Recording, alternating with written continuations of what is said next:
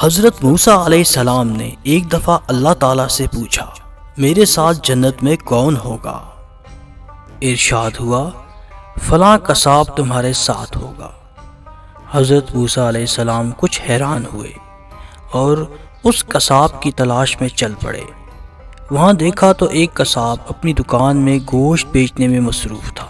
اپنا کاروبار ختم کر کے اس نے گوشت کا ایک ٹکڑا ایک کپڑے میں لپیٹا اور گھر کی طرف روانہ ہو گیا۔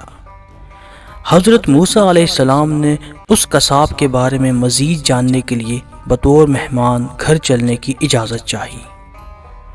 گھر پہنچ کر قصاب نے گوشت پکایا، پھر روٹی پکا کر اس کے ٹکڑے شوربے میں نرم کیے اور دوسرے کمرے میں چلا گیا، جہاں ایک انتہائی کمزور بڑھیا پلنگ پر لیٹی ہوئی تھی۔ قصاب نے بمشکل اسے سہارا دے کر اٹھایا، ایک ایک لقمہ اس کے منہ میں دیتا رہا۔ جب اس نے کھانا تمام کیا تو اس نے بڑھیا کا منہ صاف کر دیا۔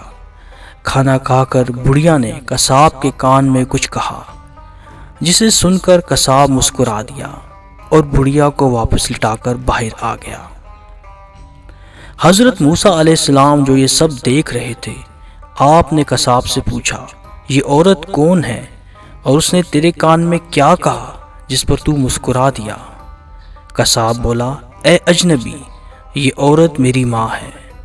گھر پر آنے کے بعد میں سب سے پہلے اس کے کام کرتا ہوں تو خوش ہو کر روز مجھے یہ دعا دیتی ہے کہ اللہ تعالیٰ تجھے جنت میں حضرت موسیٰ علیہ السلام کا ساتھ عطا فرمائے، اور میں مسکرا دیتا ہوں کہ میں کہاں اور موسیٰ کلیم اللہ کہاں۔